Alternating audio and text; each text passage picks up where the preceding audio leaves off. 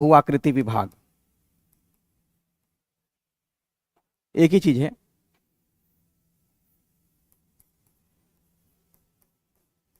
अंदर Sunny phone ring कर रहे हैं। ये आगे आके बैठ जाते तो ज्यादा अच्छा रहता ना।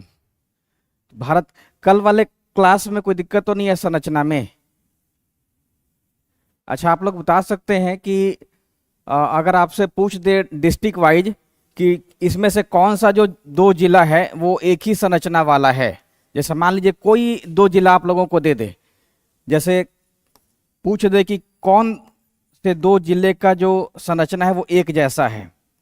Kaimur plus Gaya, option A. Option B Patna plus Pashchimi Champaran.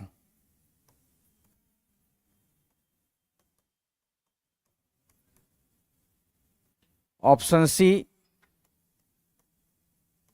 Kaimur plus Rohtas.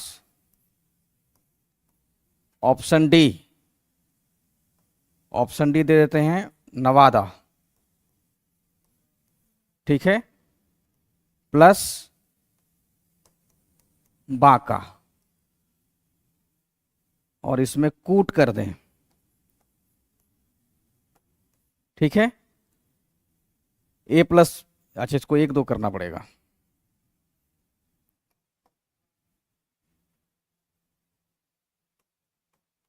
ठीक है, कूट कर देते हैं एक और दो, एक और दो। ऑप्शन बी में रहेगा दो और तीन, दो तीन। आप लोग देख करके बता सकते हैं ना? है, ठीक है, तीन और चार हो जाएगा लगभग, ठीक है। ठीक है, मतलब ये हमने पढ़ाया नहीं है, फिर भी आप लोग कॉन्सेप्ट के आधार पर बना देंगे, है ना? ठीक है। बाकी लोग बारिश की वजह से छूट गए क्या आज? हम तो खुद ही भीग करके आए हैं, यहाँ सन्नी की वजह से मेरा शर्ट वर्ट सूख गया। तो फिजिकल डिवीजन ऑफ इंडिया, सवाल आप लोग देखेंगे तो ये प्री में भी आता है, मेंस में भी आता है, प्री प्लस मेंस। जो प्रीलिम्स है उसमें तो आज बात होगी ही होगी। मेंस में सीधा एक लाइन में ही चला आता है कि भारत के प्राकृतिक विभाग का वर्णन करें। तो आपको इसमें ना सब थोड़ा थोड़ा करना पड़ेगा। अगर ऐसा आ जाए, पहले आता था वर्णन करें, तो आपको सब थोड़ा थोड़ा बताना पड़ेगा। जैसे प्रीलिम्स में एक बार सवाल पूछा गया है कि भारत को कितने प्राकृतिक विभाग में बांटा गया है, कोई बता सकता है? भारत को कितने प्राकृतिक विभाग में बांटा गया है? तो पुरानी एनसीईआरटी 4 भाग में बांटी थी, नई वाली कितने भाग में बांटती है? नई वाली आप लोग एक भी बार नहीं देखे हैं। नई एनसीईआरटी भारत को कितने प्राकृतिक विभाग में बांटती है? नई वाली कहने का मतलब एकदम नया नहीं है, वो करीब करीब 5-6 साल से पुराना ही है। 6 भाग में नई एनसीईआरटी भारत को 6 भाग में बांटती है। तो आप लोग एग्जाम में लिखेंगे ना तो भारत को 6 भाग में बांट दीजिए, ठीक है। तो कल का जो टॉपिक आप लोग पढ़े थे भारत का संरचना, इसमें वो प्लस वाला नहीं दिख रहा है सर? नहीं, जो इसमें खोले हो ना वो नोट 3 में खुलता है तो आ जाता है।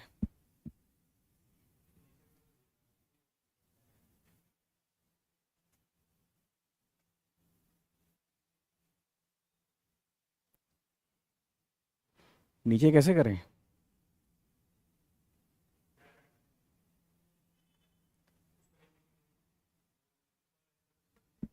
किसको नीचे कर दे? ये वाला? अच्छा, अब इसको मिनिमाइज कर देते हैं। कट करने पे फिर ये भी चला जाएगा ना। अच्छा, तो कट नहीं हो रहा है, कहाँ कट हो रहा है?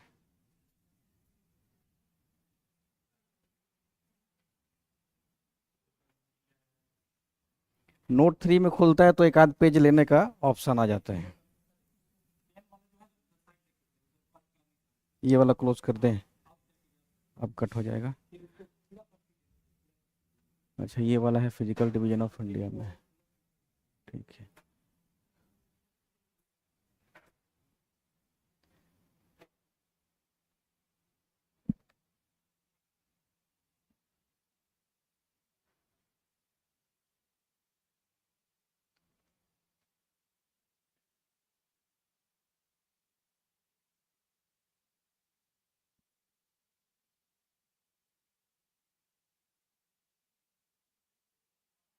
हाँ ये आ गया।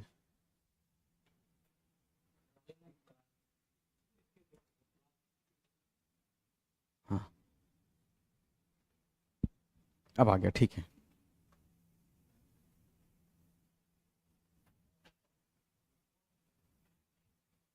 अभी भी प्लस नहीं आया, फिर वैसा ही आ गया। अच्छा ये वाला ना, हाँ ये वाला हट जाएगा ऐसे। ठीक है, ठीक है, हाँ।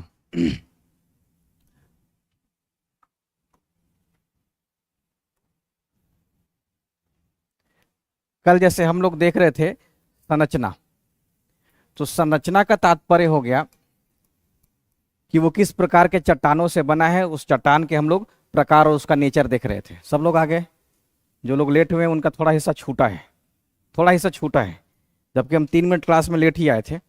और आज हम लोग को देखना है इसका बाहरी हिस्सा, समझ गए।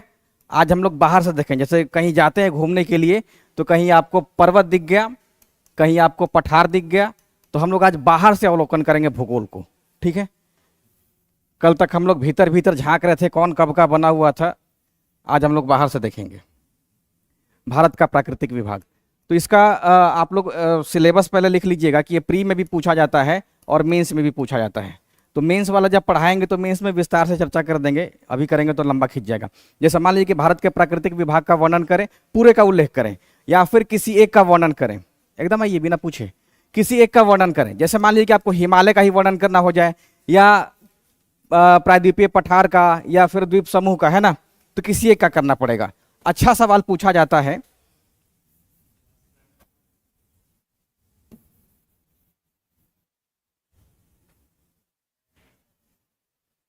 अच्छा सवाल पूछा जाता है हिमालय का, कि हिमालय की उत्पत्ति और इसके विकास की प्रक्रिया को समझाएं।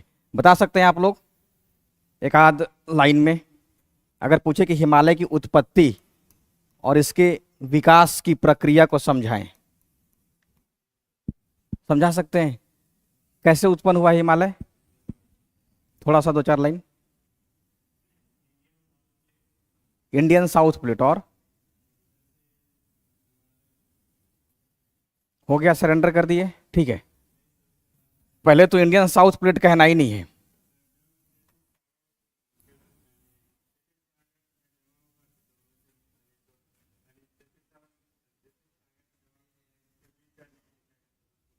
मतलब कॉन्सेप्ट है, बोल नहीं पा रहे हैं, ठीक है। अब देखिए,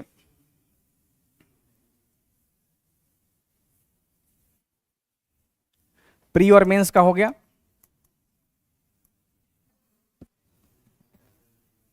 कैसे नहीं? अच्छा तब आइए आइए आइए आइए, खड़ा होइए, पहले ताली से स्वागत कर दीजिए इनका, बहुत बहुत आपको आशीर्वाद। दरोगा में चयनित हुए हैं, और हमारी शुभकामना है कि बहुत अच्छे जगह पर चयनित होकर के आए हैं। तो पहले आप अपना परिचय दीजिए संक्षिप्त में। तो लगा लीजिए, सन्नी, सन्नी, ये लगाओ।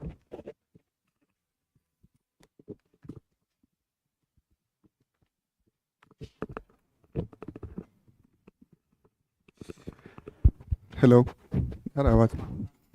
मेरा नाम राकेश कुमार है। फादर सेंस अरविंद झा, और बांका जिले से बिलोंग करता हूँ। अभी मेरा 64 सीट वाले एक्साइज एसआई में मेरिट बना है।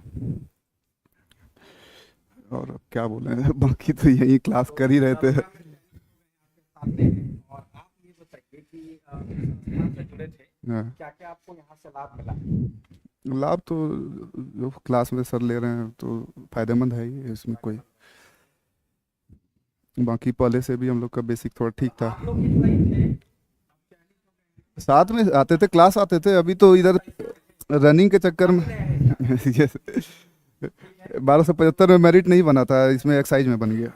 इसका 16 को रनिंग था, अभी परसों कल रिजल्ट ही आया। आप लोग का नहीं हुआ, इसका आप लोग नहीं भी दिए होंगे, तो क्या क्या फील हो रहा है आप लोग के बीच से गए हैं? दरोगा बन गए हैं, तो आप लोगों को पकड़ भी सकते हैं। आप फांसी मत करवाइएगा सर्टिफिकेट टाइप में, तो पकड़ करके बोले कि इसको जेल में ही डाल। टारगेट तो बीपीएससी है सर। लेकर के आए, तो पहले आपको नहीं सर, पहले आपका ही है। मेरा अभी कोई आपसे अब सामना नहीं रहा है, पहले आपको खिलाते हैं, जो आदमी सफल हो जाए तो पहले पूरा खाइए, अरे हम पूरा खाइए, एक अच्छा रहा, थैंक यू। हम मिठाई इतना नहीं खाते। हम भी कल से मिठाई खा रहे हैं, आप पूरा खिला दिया।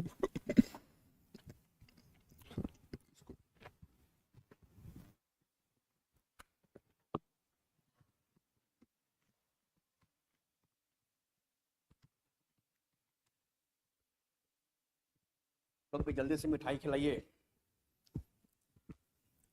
आप लोगों से भी निवेदन है कि मिठाई खिलाइए ऐसे ही, हम थोड़ा सा ही खाएंगे लेकिन खाएंगे जरूर। तो प्री और मेंस में पूछा जाता है, ठीक है। प्री में तो चलेगी ही, जैसे मेंस में भी बता रहे थे आप लोगों को एक उदाहरण दे करके कि हिमालय की उत्पत्ति और विकास की प्रक्रिया को समझना है।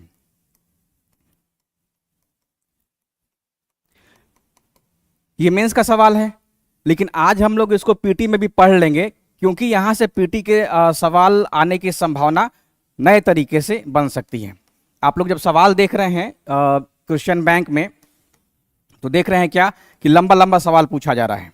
जैसे कल दिखा रहे थे आप लोगों को एक 92 नंबर का सवाल देखे ही थे, तो ठीक वैसे ही इसमें सवाल पीटी में आने की बन सकती है, बीपीएससी में। तो इस पर फोकस किए रहिएगा ध्यान से, क्योंकि आज हिमालय ही खत्म हो पाएगा, ज़्यादा नहीं हो पाएगा, ये लंबा टॉपिक है। तो physical division of India, title समझ गए? टाइटल समझ के क्या कहना चाहता है? भारत का प्राकृतिक विभाग कहने का मतलब हो गया कि भारत के भूभाग पर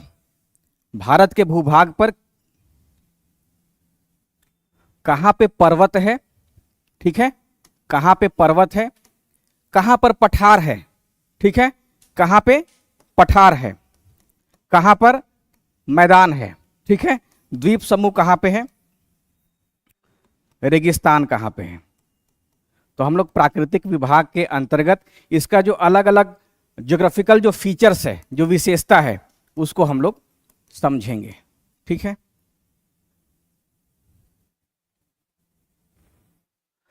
तो भारत का जो प्राकृतिक विभाग है वो 6 भागों में बांटा गया है। उत्तर तथा उत्तर पूर्वी पर्वतमाला, उत्तरी भारत का मैदान, प्रायद्वीपीय पठार, भारतीय मरुस्थल, तटीय मैदान, द्वीप समूह।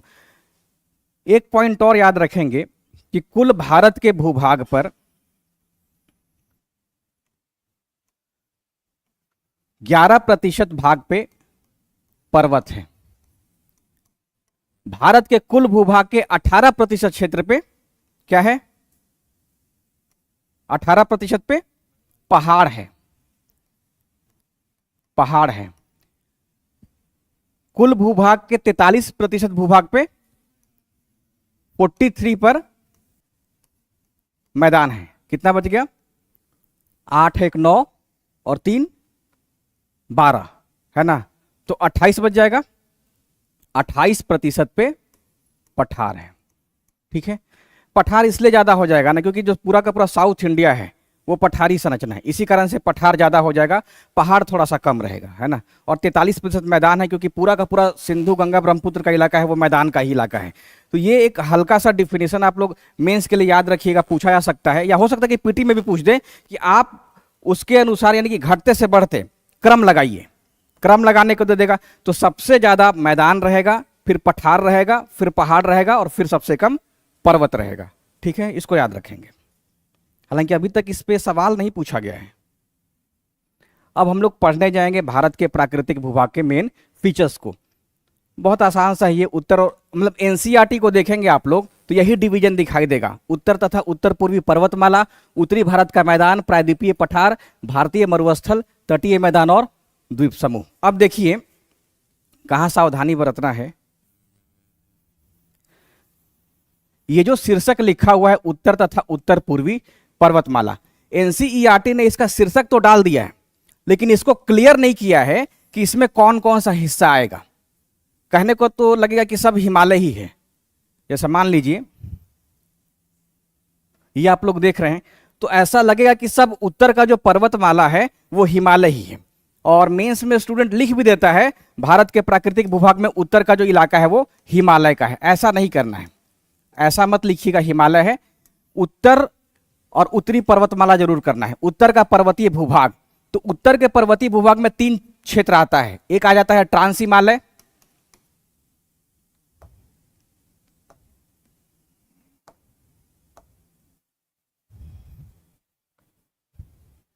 एक आ जाता है ट्रांस हिमालय, दूसरा आ जाएगा हिमालय, और तीसरा उत्तर पूर्वी पहाड़ी।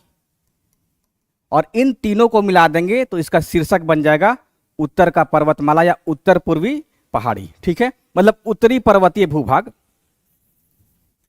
इसी को आप सम्मिलित रूप से कह सकते हैं उत्तर का पर्वतीय प्रदेश, पर्वतीय प्रदेश। ठीक है ना, तो इसको याद रखिएगा, चाहे तो उत्तर पूर्वी भी जोड़ सकते हैं। तो ये जो शीर्षक है उत्तरी पर्वतमाला और उत्तर पूर्वी पर्वतमाला, तो इसका मतलब क्या हो गया कि इसमें 3 क्षेत्र शामिल हैं, ट्रांस हिमालय, दूसरा हिमालय, और तीसरा उत्तर पूर्वी पहाड़ी। अब जैसे आप लोगों से पूछे कि भारत में हिमालय का सबसे ऊंचा चोटी कौन सा है,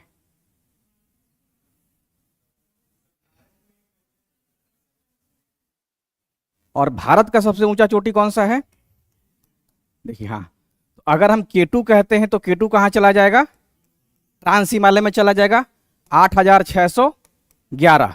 लेकिन अगर कहते हैं कि भारत में हिमालय की सबसे ऊंची चोटी कौन सी है, फिर हो जाता है कंचनजंगा, यह है 8598। ठीक है, 8598 मीटर।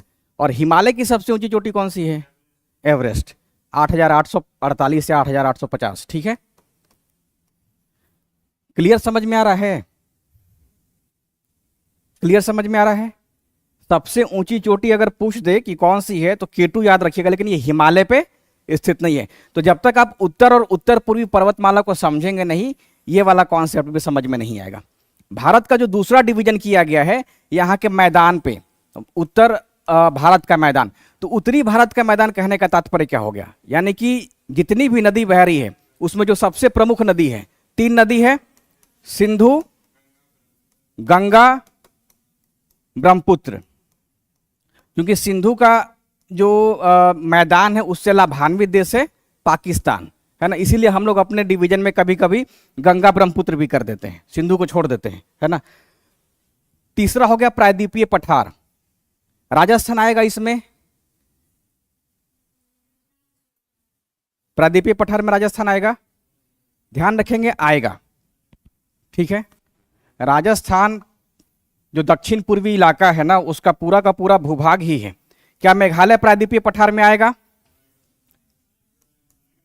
मेघालय आएगा, इसलिए क्योंकि मालदा भ्रंश के कारण प्रायद्वीपीय पठार से वो अलग प्रतीत होता है, मालदा गैप के कारण ऐसा प्रतीत होगा कि वो प्रायद्वीपीय पठार से अलग है, लेकिन जो मेघालय है वो इसी का हिस्सा है। भारतीय मरुस्थल में कौन सा मरुस्थल आ जाएगा, थार आ जाएगा। और लद्दाख में भी तो मरुस्थल है, लद्दाख में है कि नहीं है, हमने यहां पे राजस्थान नहीं लिखा है।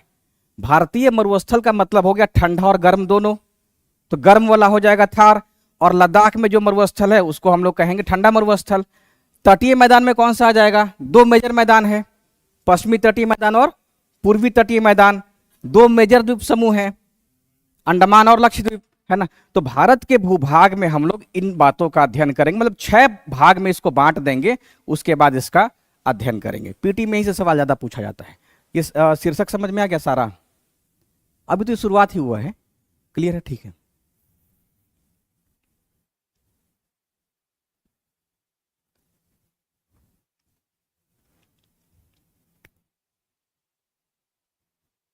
शुरू करते हैं उत्तर और उत्तर पूर्वी पर्वतमाला से।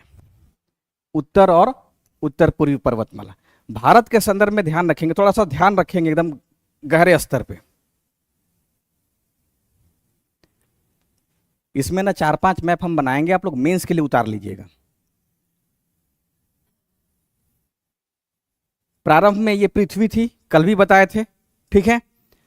सारे के सारे जो कंटिनेंट थे, महाद्वीप थे, वो एक सुपर महाद्वीप के रूप में थे, ठीक है। सबका सब सुपर महाद्वीप था और इसका नाम था पैंजिया। इसके चारों ओर जलीय भाग था, ठीक है। तो ये जल है, इसको कहा गया था पैंथालासा। सवाल यहां से पूछा जा सकता है कि इसमें जलीय भाग कौन सा है, तो पैंथालासा ध्यान रखेंगे। पैंथालासा क्या था, वो जलीय भाग था। तो ये पैंजिया हो गया, एक मानचित्रीय हो गया। पैंजिया में कार्बनीफेरस काल में दरार उत्पन्न हुआ, मतलब भू संचलन बहुत बड़े स्तर पर आया, उसको महाभू संचलन कहा गया था। इस महाभू संचलन के कारण पैंजिया में दरार उत्पन्न हो गया। आपको कार्बनीफेरस का समय याद आ रहा है, कब का है? पहले जो क्रम में है, हम लोग कल पढ़े थे कैम्ब्रियन, ओडोविशियन, सिल्यूरियन, डिवोनियन और कार्बनीफेरस। तब पर्मियन आया था, तब ट्रियासिक था, जुरासिक था और क्रिटेशियस था ना। तो कार्बनीफेरस एरा में, एरा है, इपो नहीं है, एरा के बाद इपो था और इपो के बाद पीरियड था। तो कार्बनीफेरस एरा में क्या हुआ कि इसमें दरार उत्पन्न हुआ, ठीक है, पैंजिया में दरार उत्पन्न हो गया और ये दो भागों में पहले टूटता है, दो भागों में टूट जाता है। उत्तर का भाग क्या कहलाया था? लॉरेंसिया या अंगारा लैंड, लॉरेंसिया या अंगारा लैंड, और दक्षिण का भाग गोंडवाना लैंड। और जो बीच का दरार था, इसको कहा गया था टेथिस सागर का खुलना, मतलब ओपन होना। टेथिस सागर का खुलना मतलब जैसे ही कार्बनीफेरस में भूसंचलन हुआ तो इसमें दरार उत्पन्न हो गया और दरार के कारण दोनों के बीच में टेथिस सागर का धीरे धीरे विकास होना शुरू हो गया। और इस टेथिस सागर में उत्तर की तरफ से और दक्षिण की तरफ से नदियों का मलबा जाते रहा था। जुरासिक काल, समझ में आ रहा है? जुरासिक काल में इस गोंडवाना लैंड का भी विभाजन हो गया, ठीक है। जब गोंडवाना लैंड का विभाजन हुआ, जब गोंडवाना लैंड टूटा तो एक तरफ तो मान लीजिए कि इसको हम साउथ अमेरिका मान लेते हैं, इसको अफ्रीका मान लेते हैं, ठीक है, इंडिया मान लेते हैं, बाकी ऑस्ट्रेलिया अंटार्कटिका रहेगा। आप लोग मानचित्र में अच्छे से कर लीजिएगा।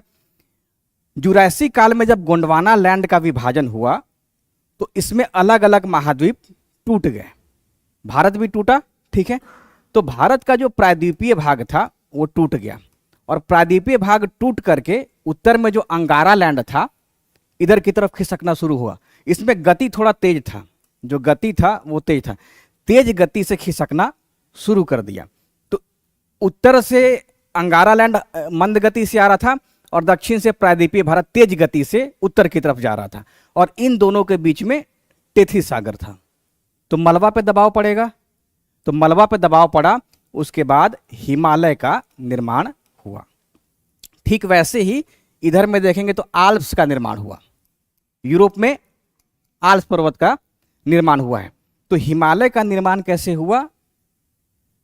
जो गोंडवाना लैंड है उसके उत्तर की तरफ खिसकने के कारण। अब देखिए इसी की व्याख्या प्लेट टेक्टोनिक्स कैसे कहता है। प्लेट टेक्टोनिक्स थ्योरी, यही थ्योरी वर्तमान में सबसे ज्यादा मान्यता प्राप्त है। मतलब इस थ्योरी के अनुसार जिसको हम लोगों ने अंगारा लैंड कहा उसको हम लोग इस समय यूरेशियाई प्लेट कहते हैं, यूरेशियाई प्लेट। और भारत के तरफ जो गोंडवाना लैंड हम लोग बोल रहे हैं इसको हम लोग इंडियन प्लेट कहते हैं, इंडियन प्लेट। तो बस लैंग्वेज चेंज कर देना है, जहां गोंडवाना है वो इंडियन प्लेट हो गया और जो अंगारा लैंड है वो यूरेशियाई प्लेट हो गया।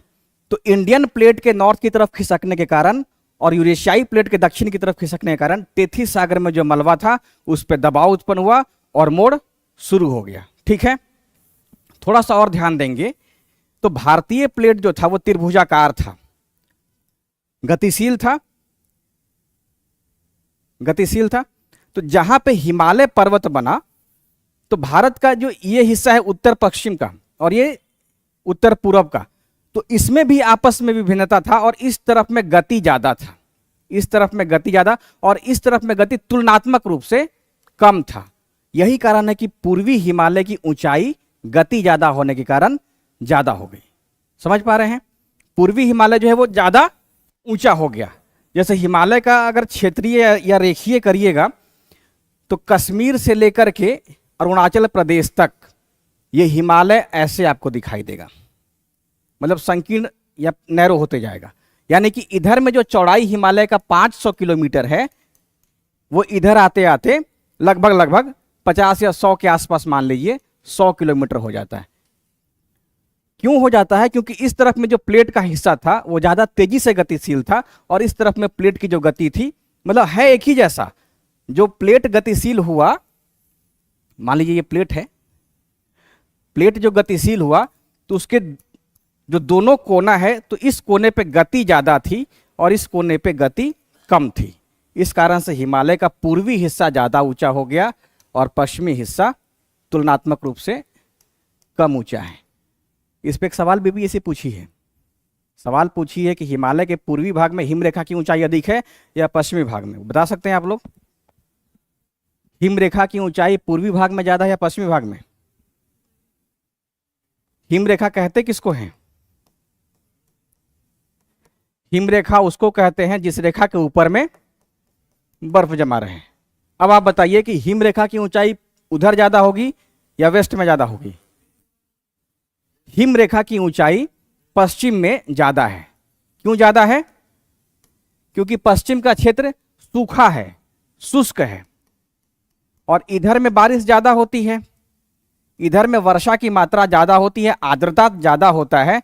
इस कारण से थोड़ा ही ऊंचाई पे बढ़िएगा तो वहां बर्फ जमा दिखाई देगा, थोड़ा ऊंचाई पे बर्फ जमा दिखाई देना शुरू हो जाएगा। लेकिन पश्चिम में शुष्क है, इस कारण से बर्फ दिखता ही नहीं है, ऊंचाई पे जाने पे दिख जाता है। तो इधर में बर्फ की जो हिमरेखा की ऊंचाई है, मोटा मोटी माना जाता है 4250 है, तो 4500 आप मान लीजिए, 4500 मीटर पे हिमरेखा की ऊंचाई पाई जाती है। और इधर आते आते वो 5500 या 6000 मान लीजिए, 6000 के आसपास में हिमरेखा की ऊंचाई है। ये पूछा गया था सवाल बीपीएससी में कि पूर्वी हिमालय में ज्यादा हिमरेखा की ऊंचाई है या पश्चिमी हिमालय में। क्लियर हो गया आप लोगों को? नहीं क्लियर हुआ? इसलिए नहीं हुआ क्योंकि आप लोग हिम को समझ नहीं पाए। देखिए, एक पर्वत इधर मान लेते हैं, एक पर्वत इधर मान लेते हैं। ये पश्चिमी हिमालय हो गया, वेस्ट हिमालय, और ये पूर्वी हिमालय, ईस्ट हिमालय। बारिश उधर ज्यादा हो रही है, पूर्वी हिमालय की तरफ बारिश ज्यादा होगी। मान लीजिए जब नहीं होगी तो कहीं ना कहीं उसमें आर्द्रता तो मौजूद ही रहेगा ना, आर्द्रता रहेगा। इधर में सूखा इलाका रहेगा।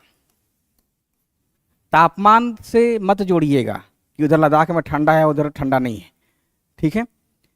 आर्द्रता, क्योंकि जैसे ही आप ऊंचाई पर जाइएगा तो प्रति 165 मीटर की ऊंचाई पे 1 डिग्री सेल्सियस तापमान कम हो जाता है, ठीक है। 165 मीटर की ऊंचाई पे 1 डिग्री सेल्सियस तापमान कम हो जाता है। तो इधर में नमी ज्यादा है, तो परिणाम क्या होता है कि बहुत थोड़ा ही ऊंचाई पे आपको हिम दिखाई देना शुरू हो जाता है। इधर में एरिया शुष्क है, आप ऊंचाई पे चढ़िएगा सूखा ही रहेगा, पानी रहेगा तब तो बर्फ जमेगा। बर्फ के लिए क्या चाहिए? पानी चाहिए, पानी रहेगा तो बर्फ जमेगा। इस कारण से यहाँ पे और ऊंचा जाइएगा, मतलब 1 किलोमीटर और ऊंचा जाइएगा तो बर्फ दिखना शुरू हो जाता है। समझ गए? किधर में? हाँ, ग्लेशियल ज्यादा पाए तभी वो हम बताएंगे, उसकी एक प्रक्रिया है, समझ गए? उसकी एक प्रक्रिया वो समझाएंगे। लेकिन बात इस समय हिमरेखा की हो रही थी, तो क्लियर हो गया इसमें? हिमरेखा क्लियर हो गया ना? ठीक है। अभी भी लोग नहीं समझ रहे होंगे, अभी भी लगेगा कि पश्चिम में ही ज्यादा ऊंचा होना चाहिए, लेकिन गलत है वो। उत्तर पूर्वी, उत्तरी प्लस उत्तर पूर्वी पर्वतमाला। इस पर्वतमाला में हम 3 प्रकार के पर्वतों को शामिल किए थे, ट्रांस हिमालय, हिमालय और उत्तर पूर्वी पहाड़ी। ट्रांस हिमालय को ध्यान रखेंगे। ट्रांस हिमालय कहने का तात्पर्य क्या हो गया? ट्रांस हिमालय कहने का तात्पर्य क्या हो गया? हिमालय के उस पार जो पर्वत है, उस पर्वत में 4 प्रकार के पर्वत आते हैं, काराकोरम, लद्दाख, जास्कर और कैलाश। अब देखिए,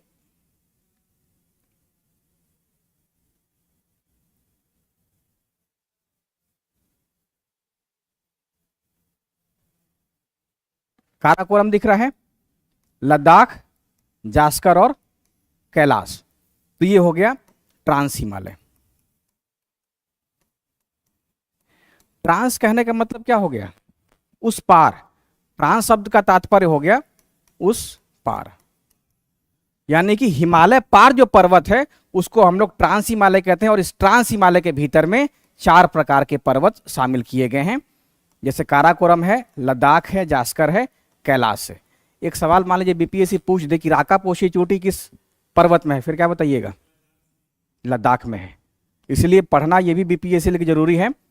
जैसे राकापोशी का पूछ दे कि राकापोशी चोटी जो है वो कहाँ स्थित है, तो राकापोशी लद्दाख में स्थित है, लद्दाख की ऊंची चोटी है। हाँ, इसी का है। तीव्र ढाल वाला जो चोटी है वो राकापोशी ही है। तो बात करते हैं ट्रांस हिमालय पे। ट्रांस हिमालय तक पहुंचने से पहले वाला सब हिस्सा समझ में आ रहा है आप लोगों को?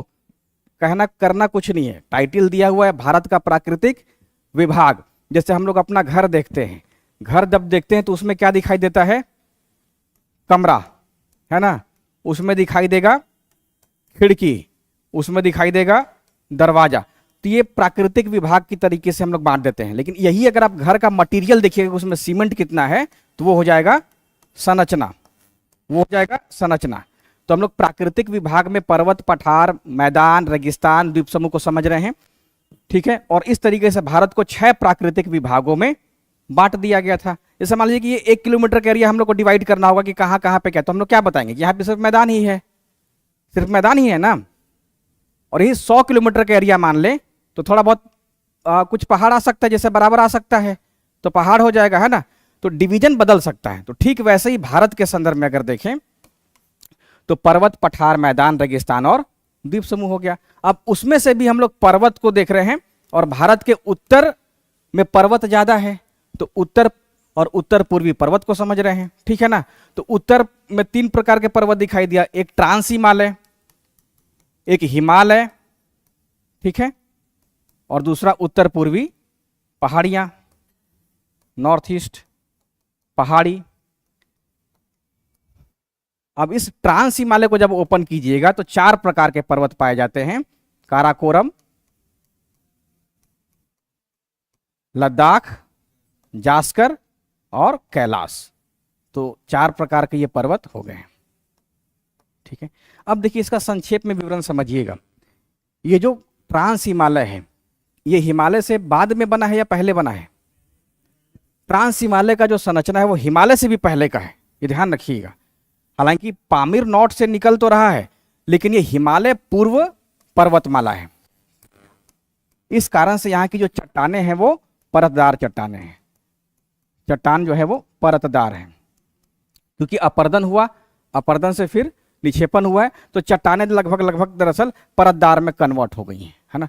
तो हिमालय में परतदार ट्रांस हिमालय में परतदार चट्टानों की प्रधानता है। 4 प्रकार के पर्वत हो गए हैं, वो ध्यान रखिएगा, काराकोरम, लद्दाख, जास्कर और कैलाश। काराकोरम को जब पढ़ना शुरू करेंगे तो काराकोरम दिखा कहाँ पे? भारत में लद्दाख पे है।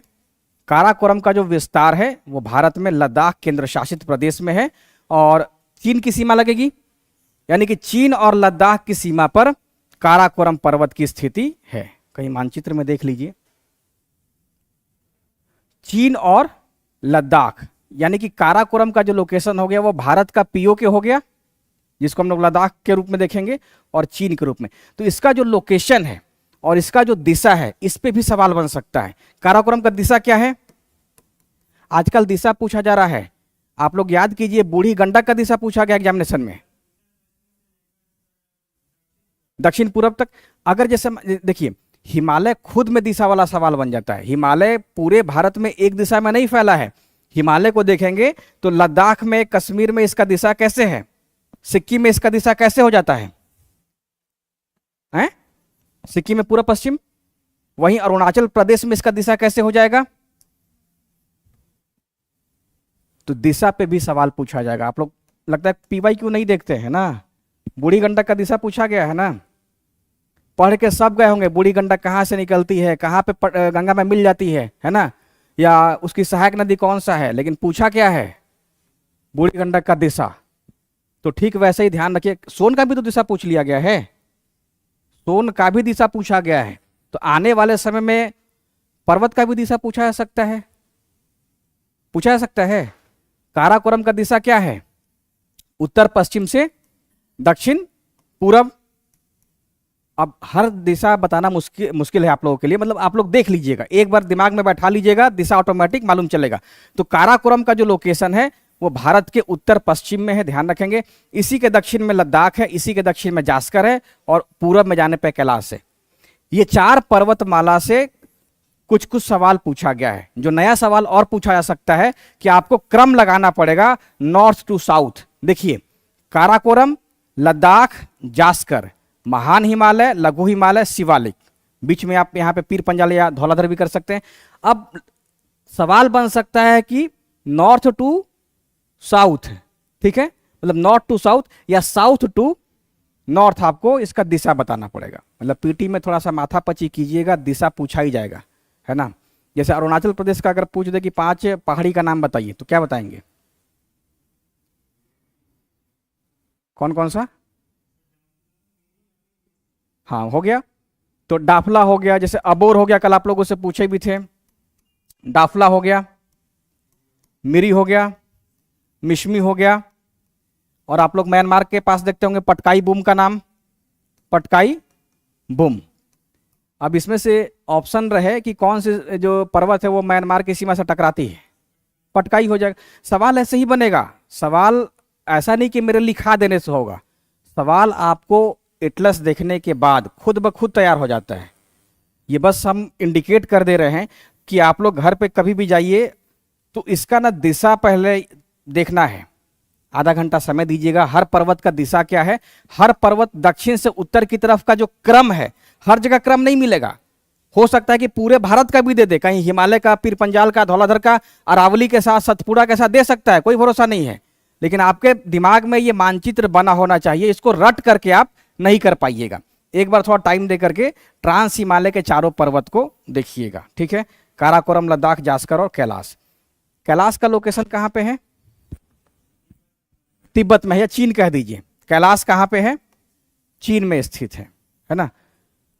इसका मतलब कि यह सवाल पूछा जा सकता है कि ट्रांस हिमालय का कौन सा हिस्सा भारत में नहीं है, कहां पे है? चीन में है, ठीक है। ये भारत में हो गया, मतलब पीओ के मत कह दीजिएगा कि वो हमारा नहीं है, अपना ही है। काराकोरम अपना है, लद्दाख हो गया, जास्कर हो गया, और ये कैलाश हो गया। तो ट्रांस हिमालय का एक श्रेणी उधर में है, ठीक है। तो ट्रांस हिमालय के संदर्भ में थोड़ा सा 2-4 पॉइंट चाहे तो आप लोग लिख लीजिए, या शुरू से लिखवा दें। हिमालय का भी उत्पत्ति लिखवा दें, लिखिए हिमालय की उत्पत्ति की प्रक्रिया को समझाएं, या हिमालय की उत्पत्ति और विकास की प्रक्रिया का वर्णन करें। हिमालय की उत्पत्ति एवं विकास, एक सवाल पूछा जा सकता है, लिखिए हिमालय की उत्पत्ति एवं विकास की प्रक्रिया का वर्णन। हिमालय की उत्पत्ति एवं विकास की प्रक्रिया का वर्णन निम्नलिखित बिंदुओं के अंतर्गत किया जा सकता है। निम्नलिखित बिंदुओं के अंतर्गत किया जा सकता है। बारिश के बाद आज गर्मी कल से ज्यादा लग रहा है, ऐसा है क्या?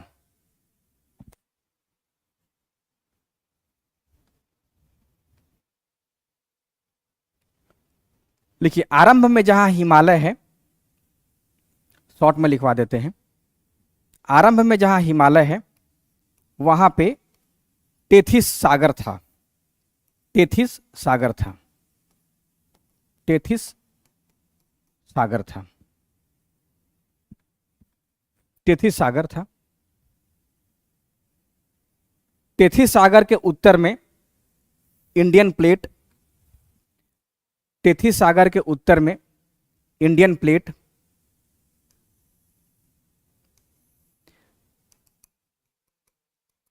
सॉरी दक्षिण में, टेथिस सागर के दक्षिण में इंडियन प्लेट, और उत्तर में यूरेशियाई प्लेट था।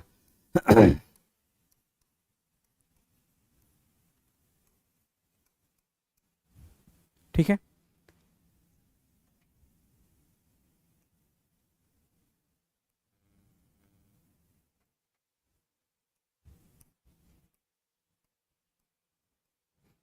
मानचित्र आप लोग किसी भी तरीके से बना लीजिएगा, वो बन जाता है, ठीक है। ठीक है। दक्षिण में इंडियन प्लेट था और उत्तर में यूरेशियाई प्लेट था। इंडियन प्लेट धीरे धीरे उत्तर की तरफ बढ़ रहा था। इंडियन प्लेट धीरे धीरे उत्तर की तरफ गतिशील था। कौन सा? इंडियन लिखिए, इंडियन प्लेट। इंडियन प्लेट धीरे धीरे उत्तर की तरफ गतिशील था। इंडियन प्लेट उत्तर की तरफ गतिशील रहेगा। वहीं यूरेशियाई प्लेट दक्षिण की तरफ गतिशील था। यूरेशियाई प्लेट दक्षिण की तरफ गतिशील था। इन दोनों के आपस में गतिशील होने के कारण, इन दोनों के आपस में गतिशील होने के कारण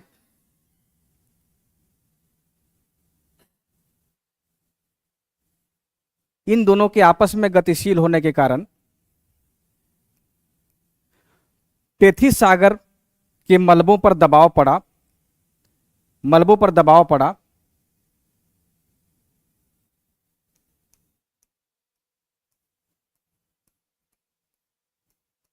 इस कारण मोड़ पड़ने से हिमालय की उत्पत्ति हुई।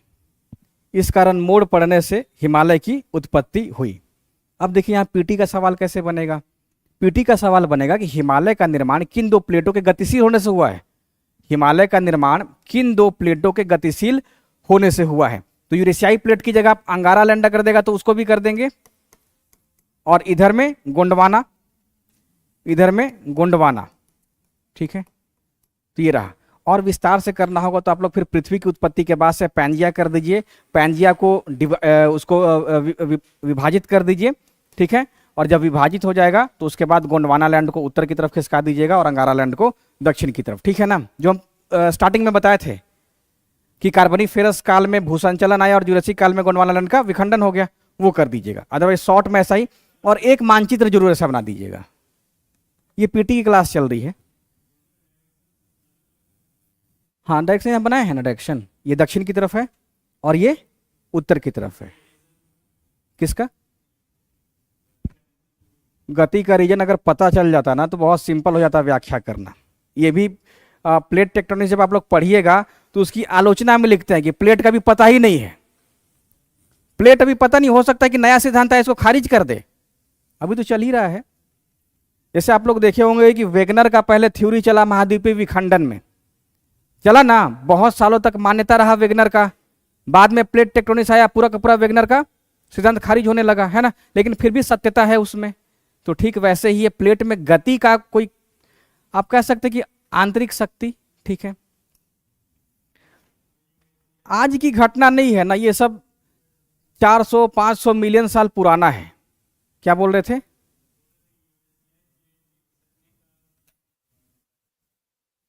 क्या प्रमाण? पर्वत ही प्रमाण है, हिमालय ही प्रमाण है यूरेशियाई प्लेट का दक्षिण की ओर गतिशील होने का। और वर्तमान में देखिए हिमालय की ऊंचाई बढ़ रही है। हम्म हम्म हम्म हम्म क्या यूरेशियाई प्लेट स्थिर था? नहीं नहीं, गतिशील था। मतलब इसमें गति थोड़ा ज्यादा है। अब ऐसा मत मानिए कि पूरा बह रहा है, बहुत कम गति, मतलब 1 सेंटीमीटर 10 साल पे, समझ गए? तो इसमें क्या है कि गति कम था, तुलनात्मक रूप से कम था, इसमें थोड़ा ज्यादा था, है ना। इस कारण से मलबा पे दबाव पड़ा और हिमालय का निर्माण हुआ है। प्लेट टेक्टोनिक्स भी ऐसा ही कहता है।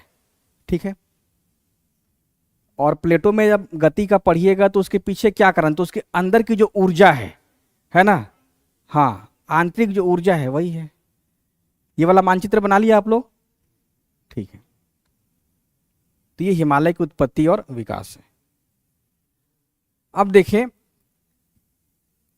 सिक्किम, अरुणाचल प्रदेश, मिजोरम, नागालैंड और मणिपुर, इसमें हम बाद में आएंगे।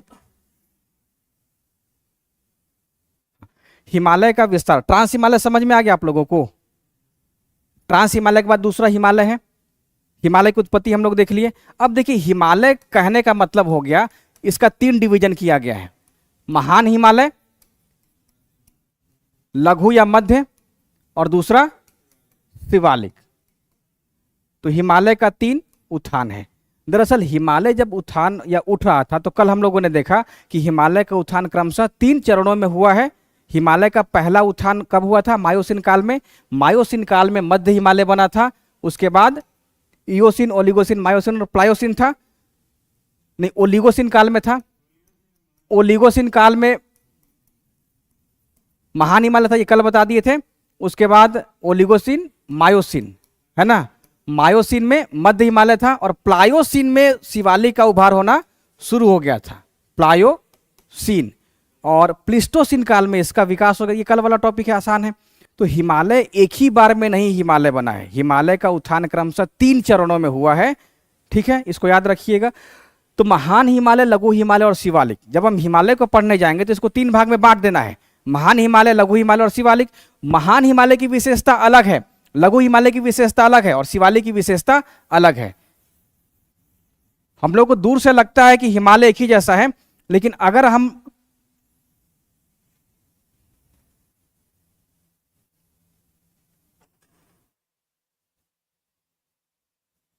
इधर शिवालिक मान लीजिए, हिमालय जो है वो इसका पहला उत्थान हुआ महान हिमालय के रूप में ओलिगोसिन काल में। बाह्य हिमालय, ट्रांस, अभी बताया ना। ट्रांस का हिंदी क्या है? ट्रांस कहने का मतलब क्या हो गया? बाह्य। महान हिमालय हो गया और ये लघु हिमालय हो गया, इयोसिन, ओलिगोसिन, मायोसिन। इसमें आपको अंतर दिख रहा है? अंतर देखिए ढाल के आधार पे है, ढाल के आधार पे है। इधर चीन का इलाका हो जाएगा, इधर भारत का इलाका है। महान हिमालय में ढाल जो है भारत की तरफ तीव्र है, चीन की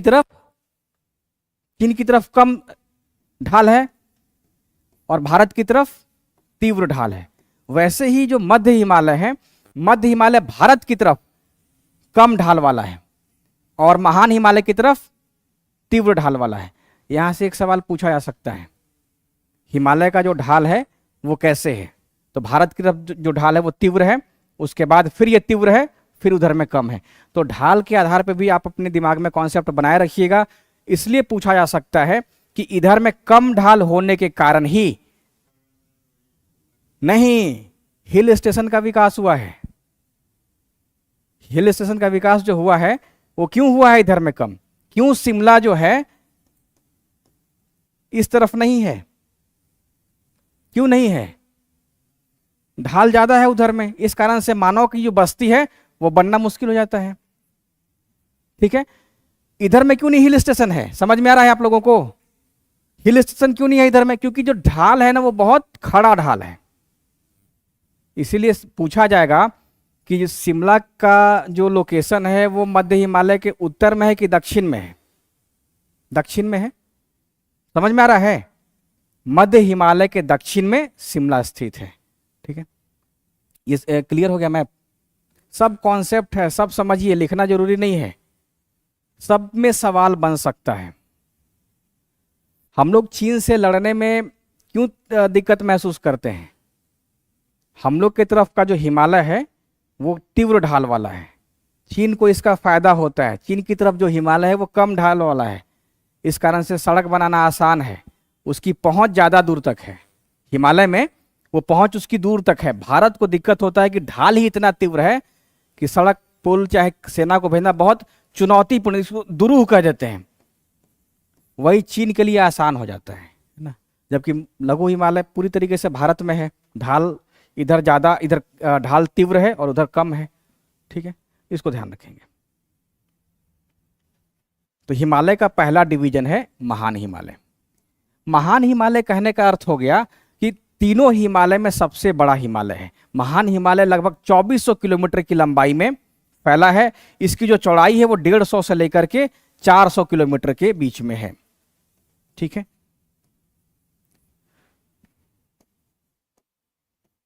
ये सब हम लिखवा देंगे, लिखिएगा नहीं, बस ऐसे समझाने के लिए है। तो महान हिमालय कहने का मतलब हो गया कि वो सभी हिमालय में सबसे ज्यादा चौड़ा है या लंबा है। तो 2400 किलोमीटर की लंबाई हो जाती है और 150 से 400 किलोमीटर की इसकी चौड़ाई है। महान हिमालय की विशेषता है कि इसमें आंतरिक भाग में आग्नेय और नीस जैसे चट्टानों की प्रधानता है। आग्नेय यानी कि ग्रेनाइट और नीस जैसे चट्टानों की प्रधानता है। वहीं हिमालय के बाहरी भाग में सेडिमेंट्री रॉक्स यानी कि परतदार अवसादी चट्टानों की प्रधानता है।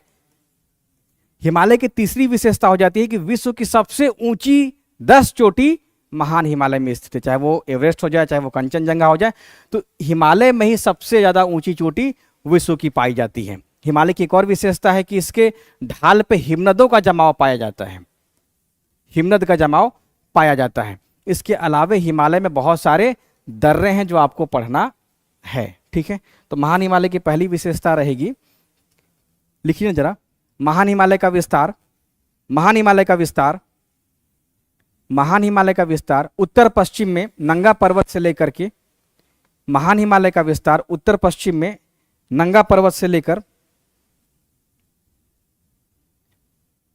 उत्तर पश्चिम में नंगा पर्वत से लेकर उत्तर पूर्व में नमचा बरवा तक लगभग 2400 किलोमीटर की, नंगा पर्वत से नमचा बरवा तक अरुणाचल प्रदेश में है, हाँ नमचा बरवा, NAMCHA, नामचा बरवा, लगभग 2400 किलोमीटर की लंबाई में विस्तृत है। इसकी चौड़ाई क्रमशः, इसकी चौड़ाई लगभग 150 से 400 किलोमीटर है, इसकी चौड़ाई लगभग 150 से 400 किलोमीटर है। पैराग्राफ बदल करके लिखिएगा, हिमालय के आंतरिक भाग में जहां, हिमालय के आंतरिक भाग में जहां ग्रेनाइट एवं नीस जैसे चट्टानों की प्रधानता है, वहीं बाहरी भाग में, बाहरी भाग में परतदार चट्टानों की प्रधानता है। आंतरिक भागों में ग्रेनाइट एवं नीस जैसे चट्टानों की प्रधानता है, वहीं बाहरी भाग में परतदार चट्टानों की प्रधानता है। तीसरा लिखिएगा, फास्ट कीजिए, तीसरा लिखिएगा, हिमालय में विश्व की 10 सबसे ऊंची चोटियां पाई जाती हैं। 10 चोटी आपको यहां पर दिख रहा होगा। हिमालय में विश्व की 10 सबसे ऊंची चोटी पाई जाती है, जिसमें लिख लीजिए एवरेस्ट, कंचनजंगा, मकालू, धौलागिरी इत्यादि। 3-4 लिख लीजिए जो आपको अच्छा लगे, अपने से पूछा जा सकता है। इसमें चोटियों को ना ऊंचाई के अनुसार सजाने के लिए भी दिया जा सकता है कि आप ऊंचाई के अनुसार चोटी का क्रम बताइए, ठीक है। तो एवरेस्ट के बाद से ध्यान रखेंगे कंचनजंगा। अब इसी में ना ध्यान रखेंगे, पूछा जाएगा कि निम्नलिखित में से कौन सी चोटी हिमालय की नहीं है, तो उसमें क्या ऑप्शन आएगा, K2 का आएगा। कौन सी चोटी हिमालय की नहीं है, K2 जरूर देगा, काराकोरम जरूर देगा। तो एवरेस्ट, कंचनजंगा, मकालू, धौलागिरी, नंगा पर्वत, जो जिस देश में है उस देश का भी नाम बगल में लिखा हुआ है। आप चाहे तो नोट कर लीजिए, इंडिया वाला ही, हाँ ले लीजिए फोटो, मिल जाता है PPT, हाँ NCERT का ही डेटा है ये। NCERT है इसलिए कि दूसरा डेटा लेने पे दिक्कत हो जाएगा। सरकार का जो डेटा है वो लेना ज़्यादा बेटर है, नहीं तो 8850 भी कई किताबों में कर देता है। फिर से वापस जो देखिए बीच में चला था 8850 बताने का प्रचलन, वापस हम लोग इसी पे आ गए हैं, 48 पे ही।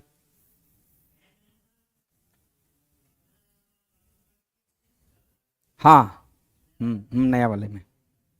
तो खैर अब हमको नहीं लगता है कि एवरेस्ट की ऊंचाई किसी एग्जाम में पूछा जाएगा, अब वो सब दौर ही चला गया है। हाँ पुराना वाले में पूछा होगा। अब देखिए जो इंपॉर्टेंट दर्रा है महान हिमालय में, दर्रा का परिभाषा बताए थे ना, दर्रा का परिभाषा, तो लद्दाख में कुछ दर्रा है, जम्मू कश्मीर में, हिमाचल प्रदेश में, उत्तराखंड में, सिक्किम में और अरुणाचल प्रदेश में। दर्रा चाहे तो आप लोग नोट कर ले, इन सबको बताने की जरूरत नहीं है, ये सब आप लोग बस याद कर लीजिएगा, क्वेश्चन बैंक देखिएगा, याद कर लीजिएगा। ये सब कोई ऐसा नहीं है जो पीटी में बताया जाए। अब पूछेगी क्या आयोग, जोजिला दर्रा कहाँ पे है, ठीक है, खारदुंगला कहाँ पे है, बनिहाल कहाँ पे है, पीर पंजाल कहाँ पे है, बारालाचला, सिप किला, रोहतांग कहाँ पे है, थागला, माना, नीति, लिपुले कहाँ पे है ना।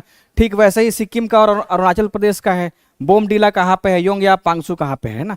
तो ये दर्रा है। दर्रा कहने का मतलब हो गया पर्वतों की ऊंचाई पे वो स्थान जो वहां पे अर्धचंद्राकार रूप में निचला हिस्सा होता है, ठीक है, यानी कि दो कटक के बीच में जो स्थान होता है उसे हम दर्रा कहते हैं।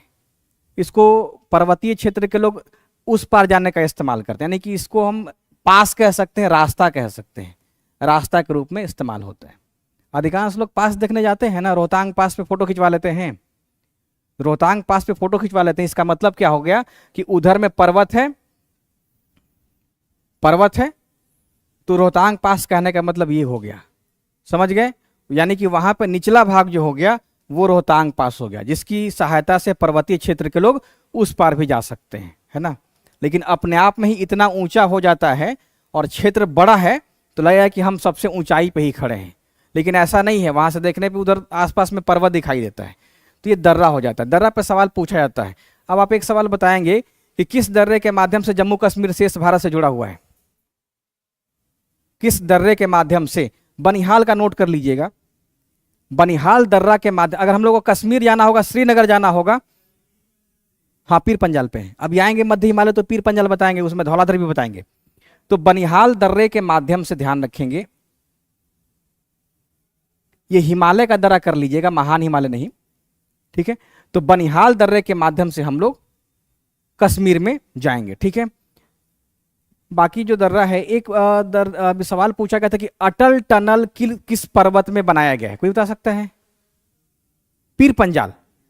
एक सवाल आ गया था, चूंकि वो करंट अफेयर्स का ही है, तो एक सवाल पूछा गया था कि अटल टनल का निर्माण निम्नलिखित में से किस पर्वत में है? धौलाधर का ऑप्शन था और पीर पंजाल का भी था, तो पीर पंजाल में ही अटल टनल का निर्माण किया गया। तो याद रखेंगे ना कि अगर इससे मिलता जुलता कोई भी करंट अफेयर्स आता है तो इस दर्रे को याद रखिएगा। जैसे मान लीजिए बहुत सारा पर्यटन क्षेत्र विकसित किया जा रहा है, सरकार अलग अलग जगहों पे कुछ ना कुछ निर्माण कार्य कर ही रही है। जैसे रोहतांग दर्रा पे कुछ अगर बनाती है तो आप लोग याद किए रहिएगा कि वो कहां पे है, तो लोकेशन के अनुसार। ग्लेशियल को ध्यान रखेंगे, मिलाम, गंगोत्री और जो जेमू है वो ग्रेटर हिमालय में है।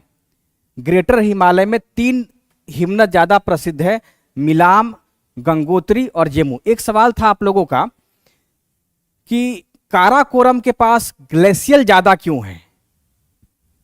सवाल का मतलब हो गया उसके ढाल से। ढाल के कारण क्या है कि जो बर्फ है वो वहां पे जमा रह जाता है।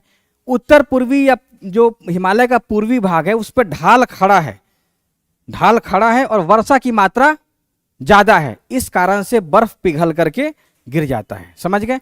बर्फ कहां पे टिकेगा?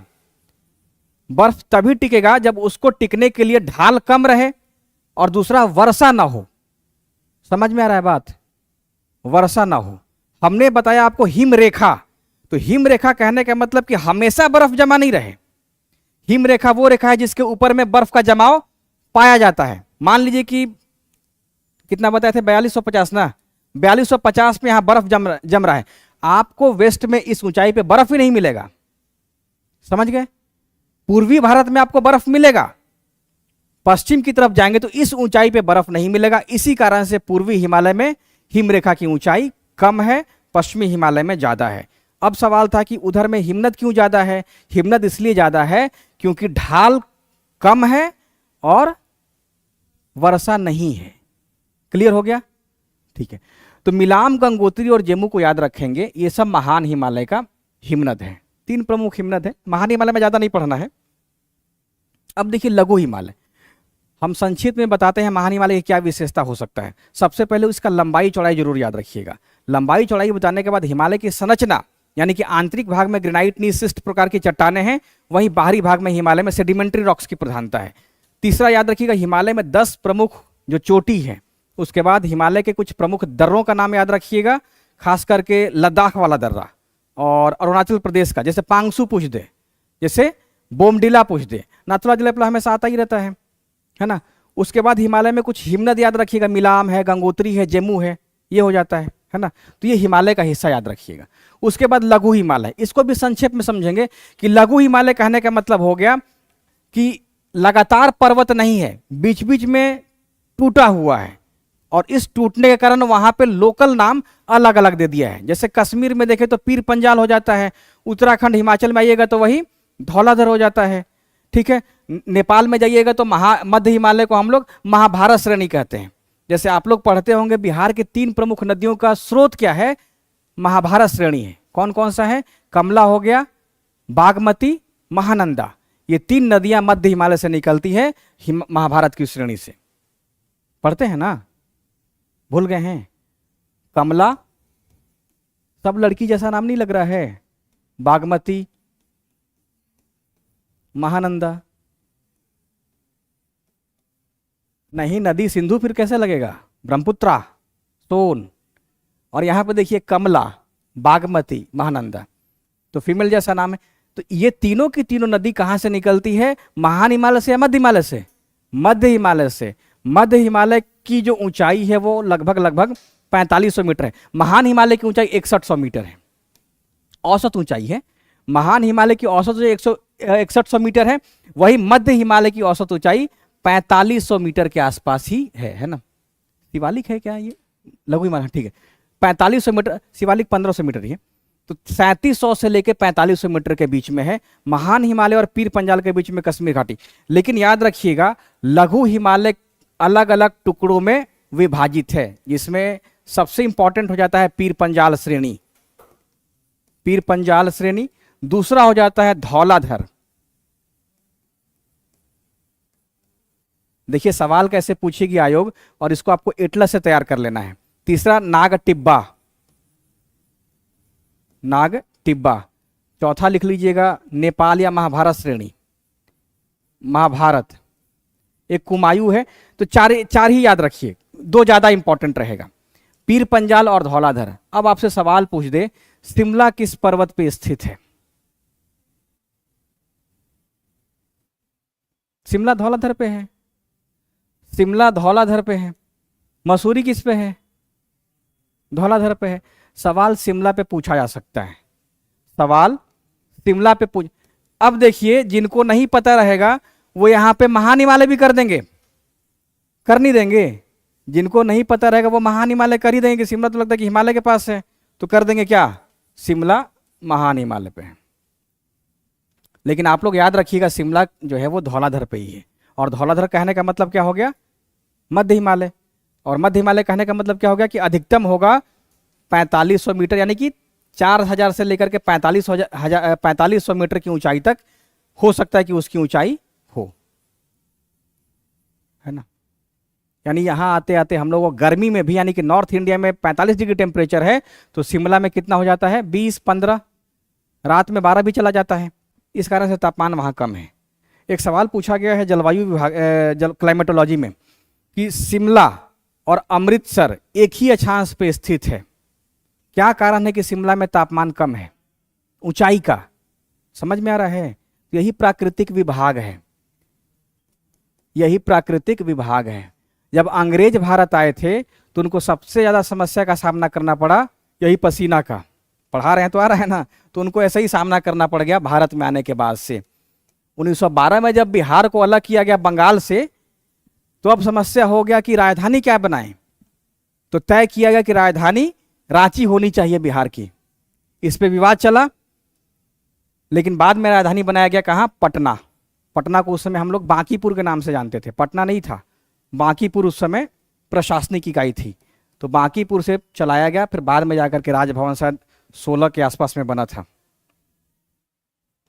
इसी कारण से जितना भी हिल स्टेशन जो कॉन्सेप्ट है वो ब्रिटिशर्स का ही देन है, ऊंचाई पे बसने का, कि जो तापमान है कैसा मिले उनको? तापमान मिले लंदन के जैसा, ब्रिटिश जलवायु जैसा तापमान मिले, है ना?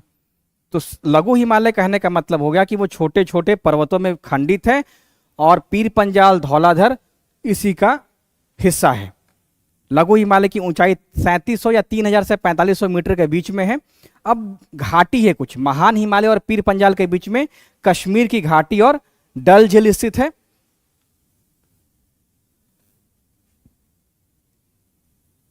इसको हम लोग मान ले महान हिमालय,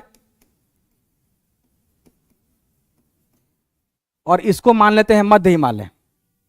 इसके बीच में जो घाटी है ये जम्मू कश्मीर आप मान लीजिए कश्मीर की घाटी है, इधर मान लीजिए काठमांडू घाटी है, काठमांडू घाटी। तो महान हिमालय और मध्य हिमालय के बीच में जो घाटियां हैं, उस घाटी को हम भारत में कश्मीर की घाटी कहते हैं, कल आप लोगों को बताया थे करेवा का नाम, कि कश्मीर की घाटी जहां है वहां पहले क्या था, झील था। इस झील में पानी भरा था, बाद में इसमें मलबा भर गया, और मलबा भरने के बाद वो जगह क्या हो गया, समतल हो गया, है ना। उसके बाद उसमें शहर बसा, उसको हम लोग कश्मीर करें। ठीक वैसे ही नेपाल में जो काठमांडू की घाटी है वो महान हिमालय और मध्य हिमालय के बीच में स्थित है। एक ऐसा फोटो बना सकते हैं आप लोग, किताब में नहीं फोटो दिया रहेगा, आप कल्पना पे आप बना दीजिए महान हिमालय और मध्य हिमालय के बीच में, ठीक है। करीबा दलदल था, केसर दलदल में नहीं, मतलब मिट्टी भर दिया गया, केसर अभी भी तो केसर होता ही है ना। हाँ, हाँ, कश्मीर में ही होता है।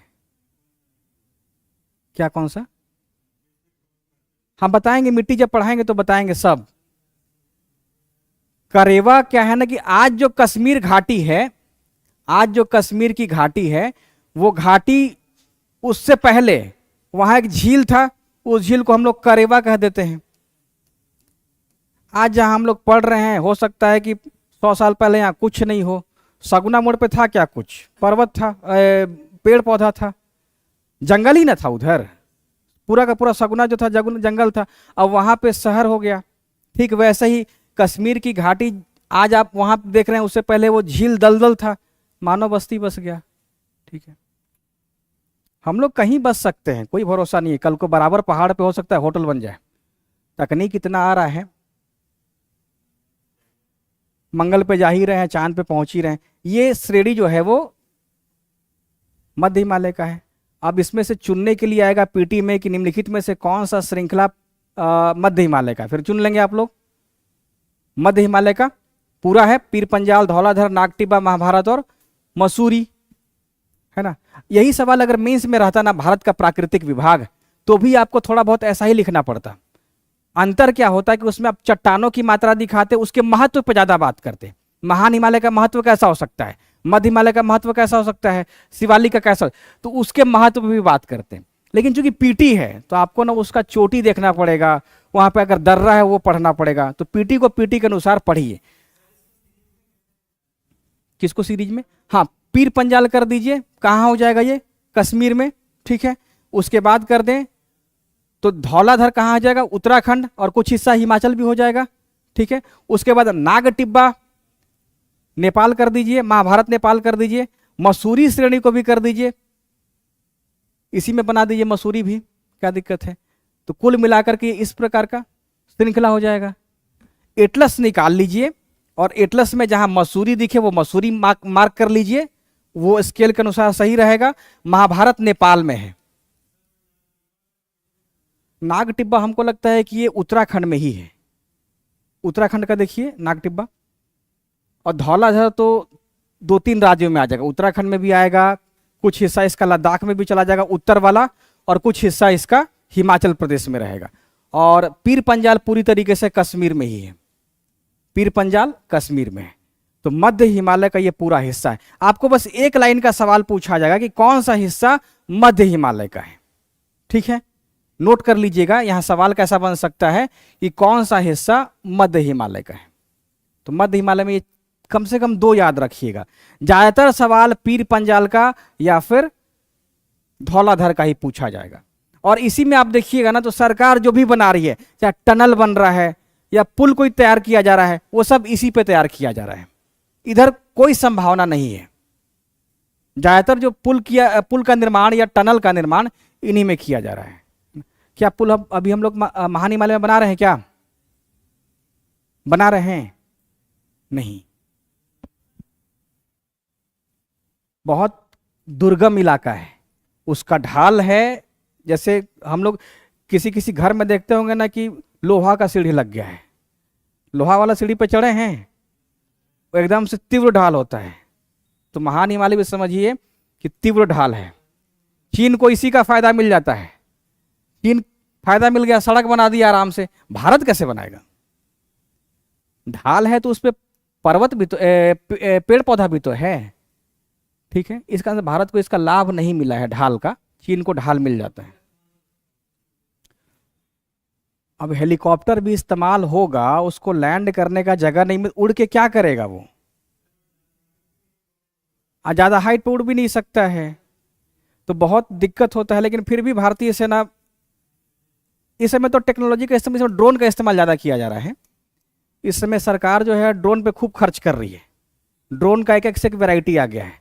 अभी कोई सुसाइड ड्रोन का भी निर्माण किया गया है। आप लोग करंट अफेयर्स में पढ़ोगे, कोई सुसाइडल ड्रोन आ गया है। तो ड्रोन पे ज़्यादा काम हो रहा है।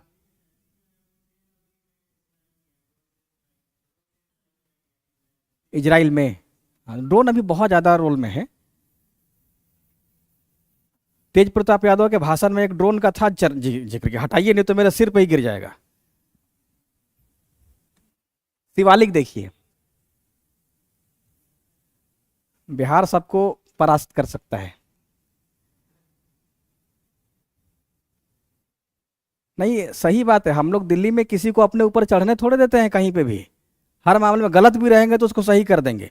कोई हमसे तर्क में जीत जाए कि 15 साल का है, जंगल राज है, दिल्ली में चाहे महाराष्ट्र में, नहीं जीत सकता है। इससे ज़्यादा कमी हम महाराष्ट्र का दिखा देंगे। किसी को काउंटर करना है तो दिल्ली का उदाहरण दे देंगे, हम काउंटर कर देते हैं। क्या तो क्या हम बेइज्जती सह लें, अपमानित हो जाएं? उसको चेहरा डाउन कर देते हैं। उसको लगता है कि सच में हमारा ये स्टेट ज़्यादा खराब है, और सच में खराब है। आप पंजाब जाकर के देख लीजिए, रात में कहीं आईफोन लेके घूमिए, हो सकता है कि छीन ले। इतना ज़्यादा ड्रग्स का वहाँ प्रचलन है। ड्रग्स में क्या होता है कि जो आईफोन है वो हो सकता है कि 1500 में बेच दे, और रात में जब तक वो लेकर के सोएगा नहीं, उसको चैन नहीं है। ये सब चीज़ बिहार में कम है, उधर है लखीसराय की तरफ कम है। लेकिन शिवालिक देखिए, शिवालिक शिवालिक ध्यान रखिएगा, हिमालय का सबसे अंतिम उत्थान में बना था। हिमालय का अंतिम उत्थान शिवालिक के रूप में हुआ है। और शिवालिक जहां है, कालांतर में वहां इंडो ब्रह्म नाम की नदी बहती थी। इंडो ब्रह्म नाम, जैसे आप लोग टेथी सागर देख रहे हैं, तो ठीक वैसे ही इंडो ब्रह्म नाम की नदी बह रही थी। इसी इंडो ब्रह्म नामक नदी में उत्तर की तरफ से मध्य हिमालय का मलबा गया और दक्षिण की तरफ से प्रायद्वीपीय भारत का जो मलबा गया। इन मलबों के जमाव में मोड़ उत्पन्न हुआ, और हिमालय का एक और उत्थान होता है शिवालिक के रूप में। कब होता है, कोई बता सकता है? प्लायोसीन में शिवालिक का उभार हो गया था, और प्लिस्टोसीन में शिवालिक तैयार हो गया था। अब आप बताइए कि हिमालय का सबसे नवीनतम पार्ट कौन सा है? शिवालिक। यहां से पीटी का सवाल आ जाएगा, नोट कर लीजिएगा। हिमालय का सबसे नवीनतम पार्ट शिवालिक है। इस शिवालिक की ऊंचाई लगभग 1500 मीटर है। लिख लीजिएगा शिवालिक के बारे में। सब लिखते जा रहे हैं ना, सब तो लिख ही रहे हैं आप लोग। बहुत माथापच्ची इसमें थोड़ा सा करना है। मेंस में यही चीज आसान हो जाता है बताना। पीटी में इतना ना सूचना है, इतना सूचना है, और उसको करंट अफेयर से जोड़ करके बताया जाए, बहुत टाइम लगता है। और अभी पूरा बाकी है। अभी आज हिमालय पर चर्चा चल रहा है, अभी प्रायद्वीपीय पठार पढ़ाना है, उसके बाद विशाल मैदान बताना है, फिर द्वीप समूह, और फिर रेगिस्तान। तो कल उसको खत्म कर देंगे, मतलब फास्ट करेंगे। जो बचेगा वो टेस्ट में हम आपको देते रहेंगे, ठीक है ना। टेस्ट भी तो चल ही रहा है। कल मेरा इरादा है बजट पढ़ाने का और इकोनॉमी सर्वे पढ़ाने का, वो यूट्यूब पे। कल क्लास बंद इसलिए किए रहिएगा ना कि आज बजट आया है और इकोनॉमी सर्वे आया है। सर्वे लगभग 550 पन्ना का है, इतने पन्ने का है। इसमें से कुछ सवाल निकालते हैं कल, मतलब आज निकाल लेंगे, कल आप लोगों को कराएंगे। 50 सवाल सर्वे का कराते हैं और 50 सवाल बजट का करा देते हैं। दोनों मिला के 100 सवाल पर कल डिस्कशन करा देंगे यूट्यूब के माध्यम से। लिखिए शिवालिक, ऊंचाई मत लिखिए, पहले क्या लिखे हैं लिखिए। शिवालिक हिमालय का सबसे नवीनतम भाग है, सबसे नवीनतम भाग है। यह पंजाब में पोटवार बेसिन से, पंजाब में पोटवार बेसिन से पूर्व में असम के दिहांग तक है। पूर्व में असम के दिहांग तक है, पूर्व में असम के दिहांग तक विस्तृत है, विस्तृत है। इसकी ऊंचाई कुछ किताबों में बिहार में कोसी तक ही दिया है, लेकिन कोसी से आगे भी शिवालिक है, कोसी से एंड नहीं करता है, तो असम के दिहांग तक याद रखेंगे। इसकी ऊंचाई लगभग 900 से 1500 मीटर है। इसकी ऊंचाई लगभग 900 से 1500 मीटर है, मीटर है। पैराग्राफ चेंज करके लिखिएगा। आज जहां शिवालिक पर्वत है वहां अतीत में इंडो ब्रह्म नामक नदी प्रवाहित होती थी। आज जहां शिवालिक पर्वत है, आज जहां शिवालिक पर्वत है वहां अतीत में इंडो ब्रह्म नामक नदी प्रवाहित होती थी। इंडो ब्रह्म, इंडो ब्रह्म नामक नदी प्रवाहित होती थी। ठीक है। शिवालिक, शिवालिक की संरचना में परतदार चट्टानों की प्रधानता है। परतदार या सेडिमेंट्री रॉक्स की प्रधानता है, परतदार चट्टानों की प्रधानता है। जैसे बलुआ पत्थर हो गया, जैसे चूना पत्थर हो गया, जैसे डोलोमाइट हो गया, तो परतदार चट्टानों की प्रधानता है। ठीक है। तो ये शिवालिक का डिवीजन हो गया। बिहार में शिवालिक की कौन सा शाखा है या उसका नाम क्या है? सोमेश्वर। तो लिख लीजिए बिहार में शिवालिक का सोमेश्वर हिस्सा है, या बिहार में शिवालिक को सोमेश्वर भी कहा जाता है। सोमेश्वर श्रेणी, मतलब अगर सवाल पूछे कि सोमेश्वर किस हिमालय का पार्ट है तो शिवालिक इतना याद रखिएगा, काफी है। वैसे बिहार के भूगोल में बताएंगे आप लोगों को, क्योंकि फिर वहां पे एक हरहा घाटी भी है, रामनगर दून भी है। अब इसमें करेंगे तो खिचड़ी जैसा हो जाएगा, बिना बिहार का मानचित्र बना नहीं होगा। तो हम लोगों ने शिवालिक को भी देख लिया।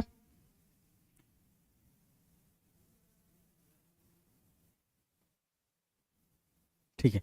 अब आगे आप लोग समझने की कोशिश कीजिएगा भारत के संदर्भ में ही। प्रादीपीय पठार पढ़ा दे आज ही?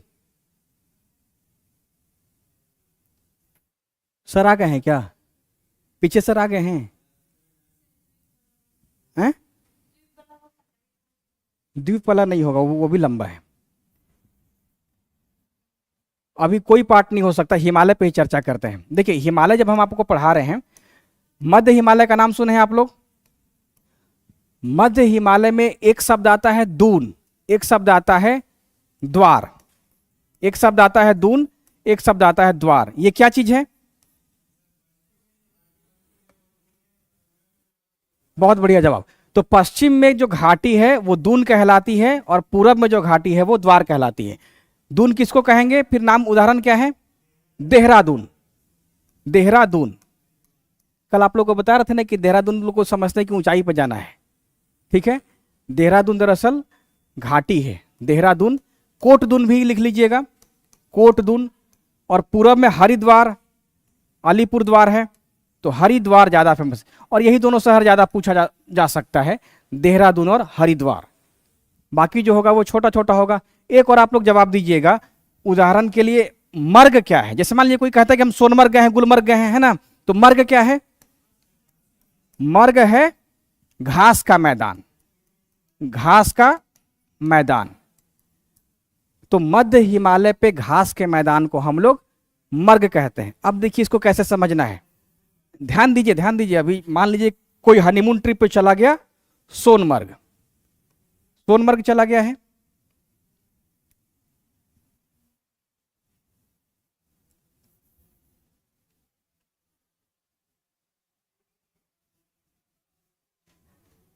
उधर शिवालिक भी है, शिवालिक मान लीजिए।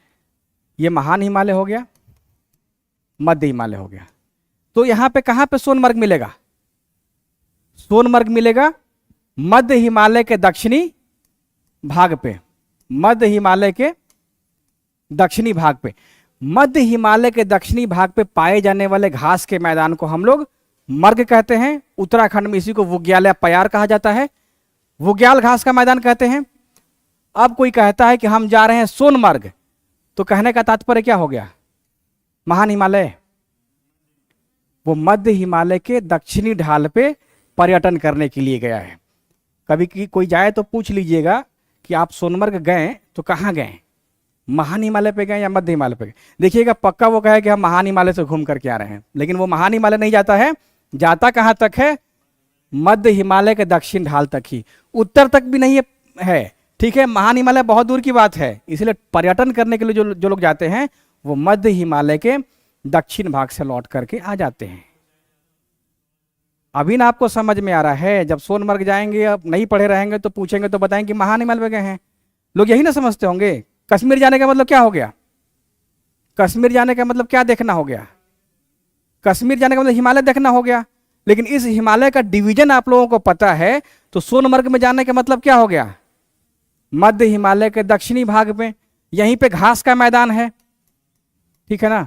इसी को गुलमर्ग, सोनमर्ग, टनमर्ग कह रहे हैं, ठीक है। अब सवाल पूछ दे कि गुलमर्ग है कहां पे है? हाँ वो तो है, लेकिन हिमालय के किस हिस्से में है? मध्य हिमालय। और अगर ढाल भी रहेगा, दक्षिणी ढाल, ठीक है, तो आसान हो गया। और इसी घास के मैदान को उत्तराखंड में वुग्याल कहते हैं या पयार, ठीक है।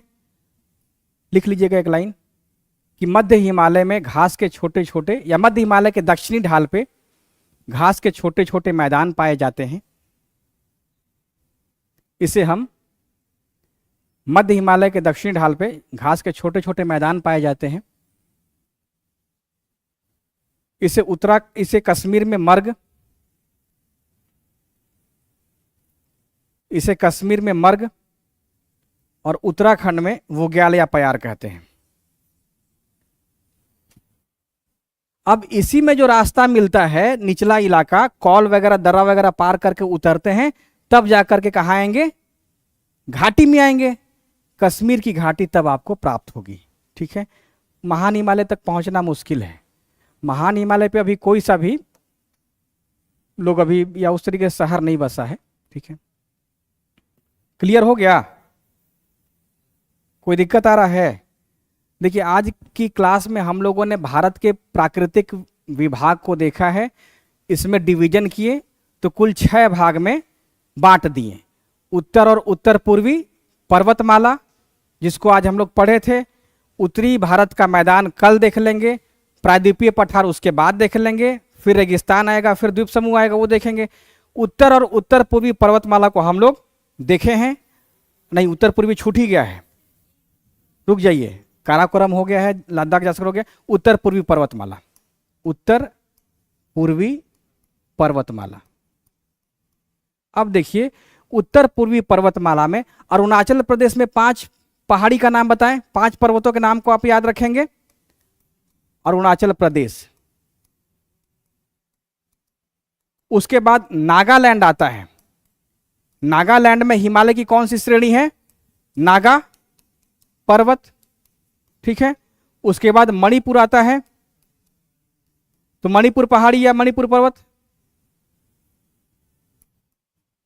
मणिपुर पहाड़ी। मिजो पहाड़ी, मिजोरम में मिजो पहाड़ी। त्रिपुरा में त्रिपुरा पहाड़ी, त्रिपुरा में त्रिपुरा की पहाड़ी। असम, असम में क्या आएगा? मिकिर, ठीक है। एक आ जाता है मेघालय, मेघालय में गारो खासी जयंतिया, ठीक है। और एक आ जाता है बैरल रेंज, बैरल रेंज। तो बैरल रेंज असम में है, नागालैंड और मणिपुर में। यही इंपॉर्टेंट हो जाता है पूछने के लिए। बैरल रेंज भारत के किस राज्य में है? 3 राज्य में है। कहाँ कहाँ पे? असम में, नागालैंड में और मणिपुर में। तो इसको याद रखिएगा, एटलस में देख लीजिएगा, लोकेशन दिखाई भी देगा। अरुणाचल के 5 पहाड़ी को याद रखिएगा, अबोर, मिसमी, डाफला, मिरी और पटकाई-बूम, है ना। क्लियर हो गया? अब देखिए, एक सवाल पूछा जाए कि वो पर्वत जो म्यांमार की सीमा पर स्थित है, कौन कौन सा हो जाएगा? पटकाई-बूम सबसे पहले, नागा, फिर मणि, फिर मिजोरम। तो ये 4 पर्वत वे पर्वत हैं जो भारत की सीमा के साथ म्यांमार की सीमा में लगते हैं, ठीक है। दिक्कत हो रहा है किसी को? एटलस आप लोगों के पास नहीं है, एटलस लेके आइएगा तो होगा। हाँ, इधर नहीं है ना, एटलस लेके आइएगा तो अच्छा रहेगा ना।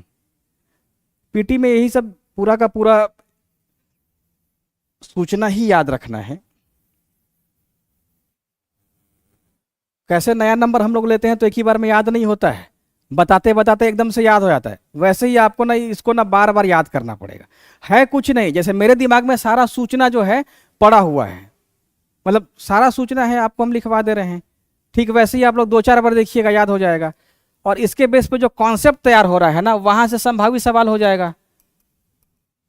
जो कॉन्सेप्ट तैयार कर रहे हैं, जैसे हम महान हिमालय का आप बता दिए, ढाल, ढाल असल में बहुत इंपॉर्टेंट रहेगा। ढाल अगर पढ़े रहिएगा, ढाल के आधार पर मेंस में अच्छा आंसर कर सकते हैं। ढाल का क्या महत्व है, यूपीएससी पूछ देगी कि हिमालय के संदर्भ में ढाल का क्या महत्व हो सकता है। समझ में आ रहा है ढाल का महत्व,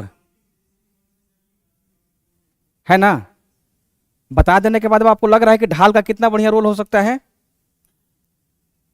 तो ये कॉन्सेप्ट तैयार होता है आपको मेंस के लिए, और यूपीएससी में ऐसा ही डायनेमिक सवाल पूछा जाता है। यूपीएससी में इस तरीके से नहीं सवाल पूछा जाए कि आप हिमालय के बारे में बताइए, उसमें ढाल का रोल पूछ देगी, ठीक है। अब जैसे हिमालय को पर्यावरण से जोड़ देगी, पर्यावरण का तो हर जगह प्रभाव है, जलवायु परिवर्तन का आप देखिएगा हर जगह प्रभाव पड़ रहा है। इतना ज्यादा प्रभाव है कि हम लोग का कपड़ा वगैरह भी प्रभाव पड़ रहा है। जो कपड़ा हम लोग पहले थोड़ा लेट धोते थे, 2 साल चलता था, वो इस गर्मी में 6 महीने में फट जा रहा है। इतना धुलाई हो रहा है, नहीं हो रहा है? अब ये सन्नी से पूछे हम तो बोला कि हम पहले 1 साल पहनते थे, अब वो 6 महीना में खराब हो जा रहा है। देखिए वर्ल्ड वाइड में देखिएगा तो अलग अलग सर्वे आ रहा है। अभी कुछ दिन पहले सर्वे आया था जिसमें ये बताया कि ग्लोबल वार्मिंग के चलते बच्चों के पढ़ाई पर प्रभाव पड़ा है। क्यों? क्योंकि हीट वेव के कारण भारत के कई शहरों में स्कूल बंद रहा, स्कूल बंद रहा। तो ये सब सवाल यूपीएससी डालती है। अब देखिए क्या ग्लोबल वार्मिंग का शिक्षा पे प्रभाव पड़ रहा है? हाँ, तो ये सब सवाल वहां नहीं के समझ। तो ठीक वैसे जब आप हिमालय पढ़िएगा तो उसमें बहुत तरीके का सवाल पूछा जा सकता है, अनगिनत सवाल बन सकता है। बीपीएससी को उसमें मेहनत करने की आवश्यकता है, बनाएगी तो बहुत अच्छा सवाल बना सकती है। और कोई दिक्कत है तो पूछिए, अदरवाइज कल थोड़ा सा आप लोग क्या कीजिएगा कि इतना सारा सूचना है, देख ही रहे हैं बहुत ज़्यादा सूचना है, थोड़ा सा पढ़ लीजिएगा। जैसे कल जो टॉपिक चलेगा उसमें सवाल बहुत बार पूछा गया है भाबर से, तराई से। जैसे एक सवाल बीपीएससी में पूछ दिया है कि कौन कौन सा जिला तराई क्षेत्र में स्थित है। तराई क्षेत्र में तो आपको थोड़ा पढ़ लेना है तराई क्या। वैसे हम बताएंगे सारा, कल वाला थोड़ा कॉन्सेप्चुअल भी रहेगा। भाबर, तराई, बांगर और खादर, कल आते के साथ इसको खत्म करेंगे। ये कम से कम ध्यान रखिएगा कि तराई, बांगर और खादर, मतलब बांगर खादर तो मिट्टी में भी पढ़ना रहेगा, लेकिन कल इसको बताएंगे बीपीएससी पीटी के लिहाज से। तो थोड़ा सा बिहार का मानचित्र भी देखिएगा, कितना जिला तराई बेल्ट में हो सकता है बिहार का। वही जिला जो नेपाल के साथ संपर्क में है, यानी बिहार के 7 जिलों का संबंध तराई क्षेत्र से होगा। 8 भी कर सकते हैं, ठीक है। शिवहर कर दीजिएगा, शिवहर आ जाएगा, है ना। शिवहर क्या है कि नेपाल के साथ सीमा नहीं बनाता है, तो शिवहर आ जाएगा। तो 8 जिला कर दीजिएगा, क्या दिक्कत है ना। तो आपको क्या करना है कि लोकेशन और थोड़ा थोड़ा एनसीईआरटी को पढ़िएगा। 11वीं वाले एनसीईआरटी में खूब बढ़िया से दिया है। 11वीं के एनसीईआरटी में भाबर, तराई, बांगर और खादर के बारे में बहुत बढ़िया। अब इसमें जैसे मान लीजिए कि पूछ दे कि किस मिट्टी में कंकड़ चूनायुक्त पाया जाता है, मतलब चूनायुक्त कंकड़ पाया जाता है, बताइएगा आप लोग। इसको एनसीईआरटी में जाकर के देख करके नोट कर लीजिएगा, लिख लीजिए। एनसीईआरटी 11th क्लास की पढ़नी है, किस में मिलेगा है? हाँ बताएंगे आपको कल। तो एनसीईआरटी जब पढ़िएगा तो मिट्टी वाला जो टॉपिक है, मिट्टी वाला जब टॉपिक पढ़िएगा तो उसमें भाबर, तराई, बांगर, खादर में खूब बढ़िया से दिया है, जितना किसी किताब में नहीं दिया है ना। सनी टाइम हो गया ना, कल आसान रहेगा, नहीं तो बहुत ज्यादा फैक्ट है, बहुत फैक्ट है। ठीक है, थैंक यू। गर्मी क्यों लग रहा है क्लास में जाकर?